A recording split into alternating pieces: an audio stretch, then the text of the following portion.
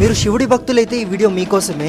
Real incident మహారాష్ట్రలో జరిగింది. 23 ఏళ్ల అబ్బాయి ఉంటాడు. అతను చిన్న వయసులోనే చాలా కోల్పోయాడు. తండ్రి చనిపోయారు, ఫ్రెండ్స్ లేరు అండ్ రిలేటివ్స్ కూడా హెల్ప్ చేయడం లేదు. తల్లి కొడుకు మాత్రమే ఉంటున్నారు. అబ్బాయితో ఏమైందంటే ఒక బిజినెస్ స్టార్ట్ చేశాడు. కానీ ఆ బిజినెస్ ఫ్లాప్ అయింది. చాలా లాస్ లో వెళ్ళిపోయినాడు అండ్ లోన్ కూడా పే చేయలేకున్నాడు. అప్పుల వాళ్ళు కూడా చాలా టార్చర్ పెడుతున్నారు. అప్పుడు ఆ టార్చర్ తట్టుకోలేక ఈ లైఫ్ నాకు వద్దనేసి ఫిక్స్ అవుతాడు. తన రూమ్ కున్న బాల్కనీ 15th ఫ్లోర్ పైన నుంచి కిందకు దిగుతాడు. ఆ తర్వాత ఆ అబ్బాయి వాళ్ళ మదర్ ఇంటికి వస్తుంది. సడన్ గా ఆ బిల్డింగ్ కున్న వాచ్మ్యాన్ కాల్ చేసి, అమ్మ మీ కొడుకు బిల్డింగ్ వెనకలు ఉన్నాడు అని చెప్పాడు. పోయి చూస్తే ఆ అబ్బాయి ఒక నంది పైన పడున్నాడు.